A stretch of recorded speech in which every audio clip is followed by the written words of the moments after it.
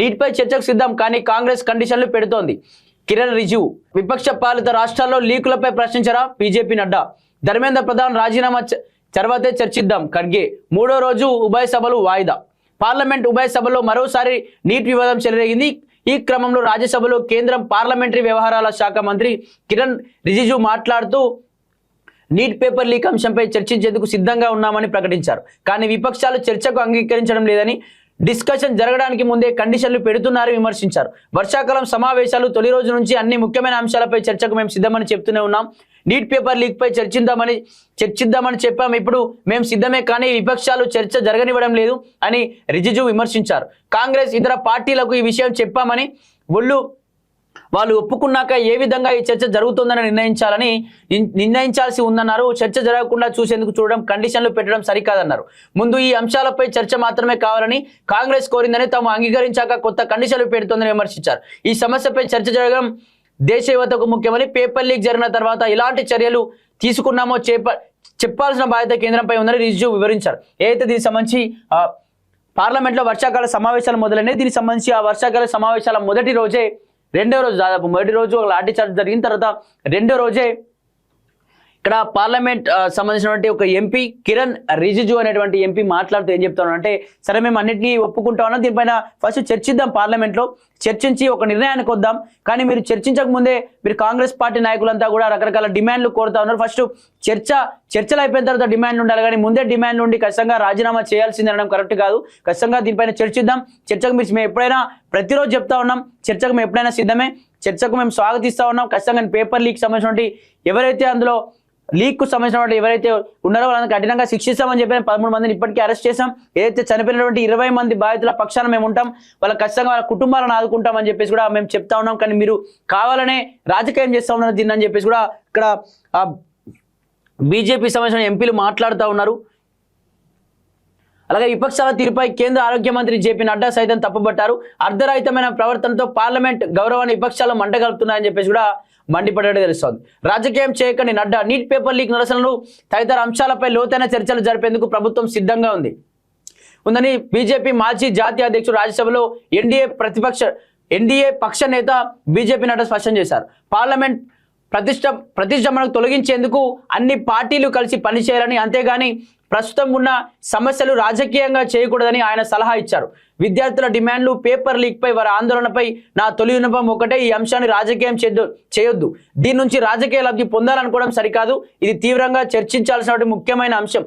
మేము పార్లమెంట్లో దీనిపై చర్చ జరిపేందుకు సిద్ధంగా ఉన్నాం.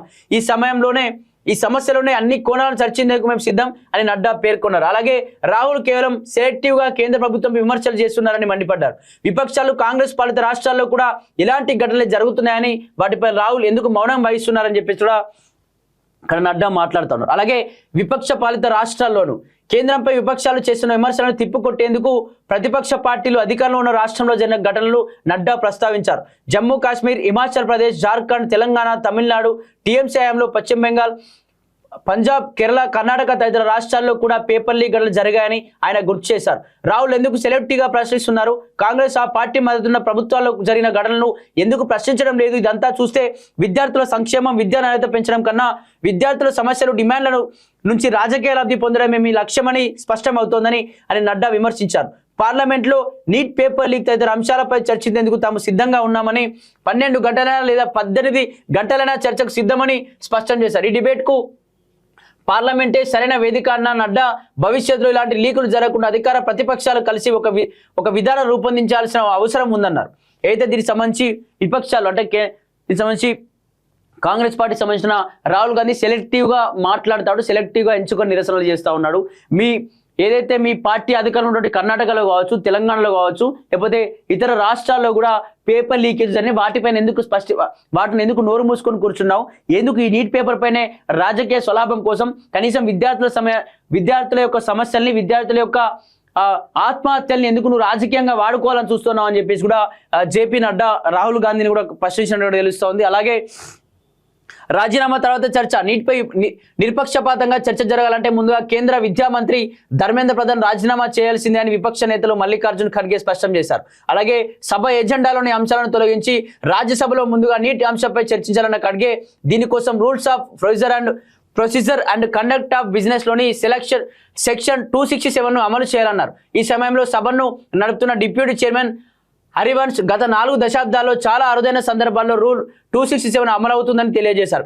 సిజేపీ నిరసనకారులపై దాడులపై కూడా చర్చ జరగాలని కోరుతూ రూల్ 267 కింద ప్రతిపక్షాల తరపున నోటీస్ ఇచ్చినట్టు కాంగ్రెస్ నేతలు జయరాం రమేష్ తెలిపారు.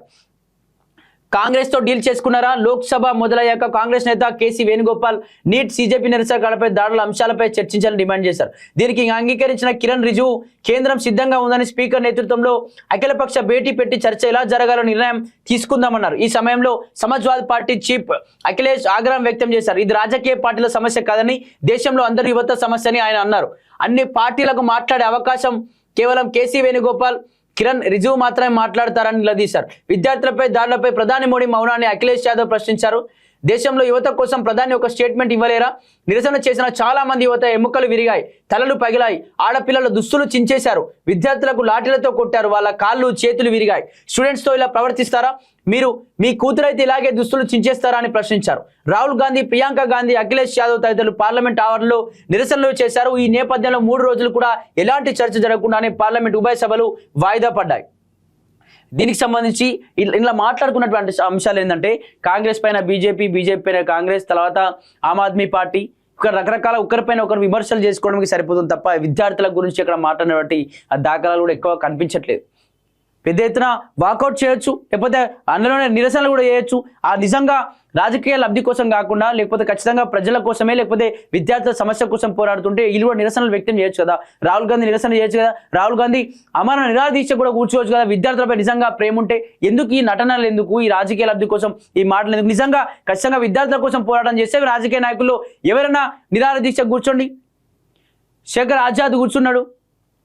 ఆజాద్ అక్కడ పార్లమెంటు వేదికగా ఒక చిన్న గుడారం లాగా ఏర్పాటు చేసుకుని అక్కడ నిరసన వ్యక్తం చేస్తున్నాడు. ఆ విధంగా మీరు చేయండి. వెళ్ళి ఆ ఇంటి కాడ కూర్చొని నిరసనలు చేయడం లేకపోతే ఇట్లా చేయడం ఎందుకు అంటే ఈ విధంగా కూడా మళ్ళీ కాంగ్రెస్ పార్టీలో ఉన్నటువంటి మీరు రాష్ట్రాల నాయకులను రెచ్చగొట్టే విధంగా ఉంటుంది. కాబట్టి మీరు కూడా ఖచ్చితంగా ఒకసారి ఆలోచన చేయాలి. అంటే ఏ విధంగా నిరసనలు చేస్తే ఏ విధంగా ఏం జరుగుతుందని చెప్పేసి కూడా ఒకసారి మీరు ఆలోచన చేస్తే బాగుంటుందేమో.